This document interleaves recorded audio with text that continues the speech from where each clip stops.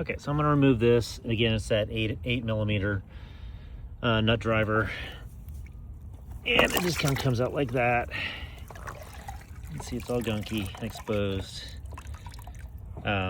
This one will take off that shield to clean the inside of it, but both of the pumps that I have don't have spinning impellers, so they're actually really long-lived. Now, this one here is 8 or 9 years old. It'll last up to about 20.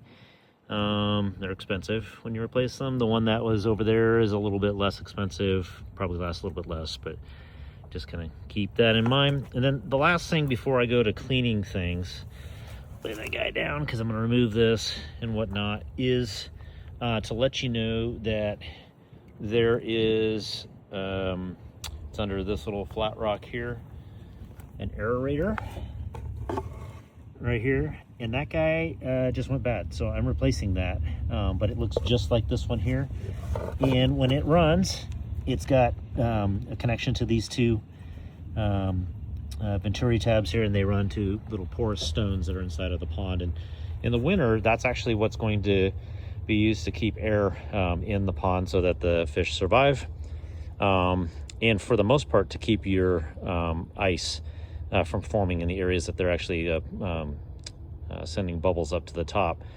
I also run a heater. So see that right there floating?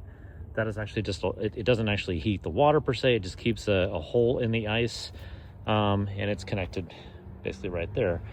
That's really important. If the entire pond freezes over, aka there's no hole in the pond, then those fish will die. They create enough gases in the water that if they can't escape, they'll actually be poisoned by that. So whether it's the aerator or the heater that creates the hole, that's, I guess, not all that important, just as long as there is one. I'm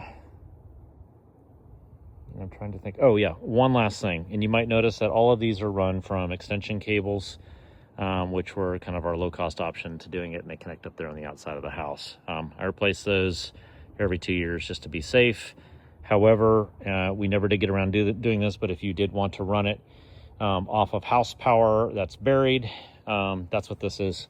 So there's a PVC conduit that runs underneath the patio that was put in to the outside over here. It would have to continue to be run to the breaker box, which is around the other side of the house there, on the side of the house, but accessible through the daylight portion of the basement. So that's what that is.